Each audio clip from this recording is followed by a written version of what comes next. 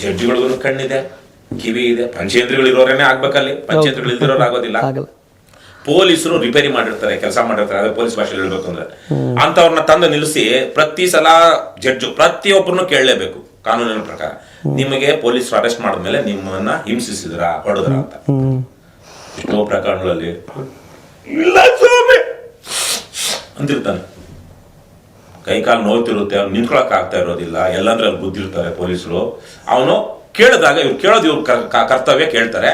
ಆದ್ರೆ ಅವ್ರ ಪಂಚೇಂದ್ರಿಗಳು ಕೆಲಸ ಮಾಡ್ತಾ ಇರೋಲ್ಲ ಜಡ್ಜಿಗಳದು. ಯಾಕಯ್ಯ ನೀನು ಕುಂಟ್ತಿದೀಯಾ, ಯಾಕಯ್ಯ ನೀನು ಗಾಯ ಆಗಿದೆ, ಯಾಕಯ್ಯ ನೀನು ಅರ್ಥಕೊಂಡಿಲ್ಲ ಸ್ವಾಮಿ ಅಂತ ಇದೆಯಾ ಅಂತ ಕೇಳೋದಿಕ್ಕಾಗಲ್ವಾ? ಇಲ್ಲ, ಆ ಹಿಂಸಿಸಿಲ್ಲ ಅನ್ನೋದನ್ನ ಬರ್ಕೊಂಡ್ಬಿಡ್ತಾರೆ. ಇನ್ನೆಲ್ಲಿ ಹೋಗ್ಬೇಕು ಕಾನೂನು ನ್ಯಾಯ ಪಡ್ಕೊಳ್ಬೇಕು ಅಂದ್ರೆ, ಅವನ ಮೇಲೆ ಆಕ್ಷನ್ ಆಗ್ಬೇಕು ಅಂದ್ರೆ ಅವತ್ತು ಜಡ್ಜ್ ಮುಂದೆ ನೀನು ಹೇಳಿಲ್ಲ ಅನ್ನೋದು ರೆಕಾರ್ಡ್ ಆಗುತ್ತಲ್ಲ.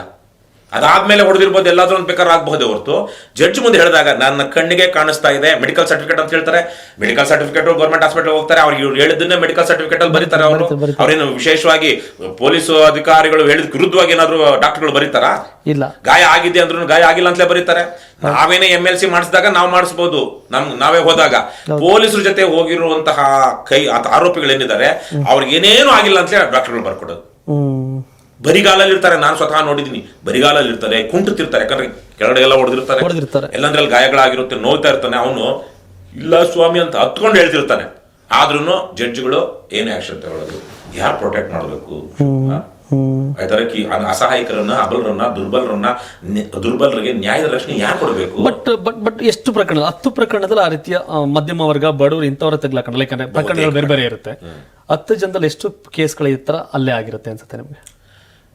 ಈ ಪ್ರಭಾವ ಇರುವಂತಹ ಆಪೋಸಿಟ್ ಅಂದ್ರೆ ನಾನು ಇವತ್ತಲ್ಲ 25 ವರ್ಷದಿಂದ ನಾನು ಬರೆದಿದ್ದೀನಿ ನನ್ನ ಯಾವುದೋ ಒಂದು ಬ್ಲಾಗ್ ಪೋಸ್ಟ್ ಅಲ್ಲಿ, ನಿಮಗೆ ಇವತ್ತಿನ ಸಂದರ್ಭದಲ್ಲಿ ನ್ಯಾಯ ಸಿಗಬೇಕು ಅಂದ್ರೆ ನಿಮ್ಗೆ ಯಾರು ಅನ್ಯಾಯ ಮಾಡಿರ್ತಾನೋ ಅವನಿಗಿಂತ ನೀವು ಬಲಿಷ್ಠರು, ಪ್ರಭಾವಿಗಳಾಗಿರ್ಬೇಕು. Wonderful word. ನಿಮಗೆ ಯಾರು ಅನ್ಯಾಯ ಮಾಡ್ತಾರಲ್ಲ, ನಿಮಗ್ ನ್ಯಾಯ ಸಿಗ್ಬೇಕು ಅಂದ್ರೆ ಅವ್ರಿಗಿಂತ ಬಲಿಷ್ಠರು, ಪ್ರಬಲರಾಗಬೇಕು. ಆಗಿದ್ರೆ ಮಾತ್ರ ನಿಮ್ಗೆ ನ್ಯಾಯ ಸಿಗುತ್ತೆ. ಆವಾಗ ನೀವು ಒಳ್ಳೆ ಲಾಯರ್ ಇಟ್ಕೊಳ್ತೀರಾ, ಒಳ್ಳೆ ಕೇಸ್ ನಡೆಸ್ತೀರಾ, ಇಲ್ಲಾಂದ್ರೆ ನ್ಯಾಯ ಸಿಗಲ್ಲ. ನಿಮಗಿಂತ ಬಲಿಷ್ಠರು ನಿಮ್ಗೆ ಅನ್ಯಾಯ ಮಾಡಿದ್ರೆ ಇವತ್ತಿನ ಸಂದರ್ಭದಲ್ಲಿ ನ್ಯಾಯ ಪಡ್ಕೊಳ್ಳೋಕೆ ಸಾಧ್ಯನೇ ಇಲ್ಲ. ವಾಟ್ ನೆಕ್ಸ್ಟ್ ಅಂದ್ರೆ ಏನು? ಇದೆಲ್ಲ ಮುಂದಿನ ದಿನಗಳಲ್ಲಿ ಇದೇ ನ್ಯಾಯಾಂಗದ ಪ್ರಶ್ನೆ ಬರುತ್ತೆ, ಪ್ರಜಾಪ್ರಭುತ್ವದ ಪ್ರಶ್ನೆ ಬರುತ್ತೆ. ಈಗೇನಾಯ್ತು, ಬಂಗಾಲಲ್ಲಿ, ಬಾಂಗ್ಲಾದಲ್ಲಿ, ನೇಪಾಳದಲ್ಲಿ, ಶ್ರೀಲಂಕಾದಲ್ಲಿ ಈ ತರದ ಸಮಸ್ಯೆಗಳು ಸೃಷ್ಟಿಯಾಗುತ್ತೆ.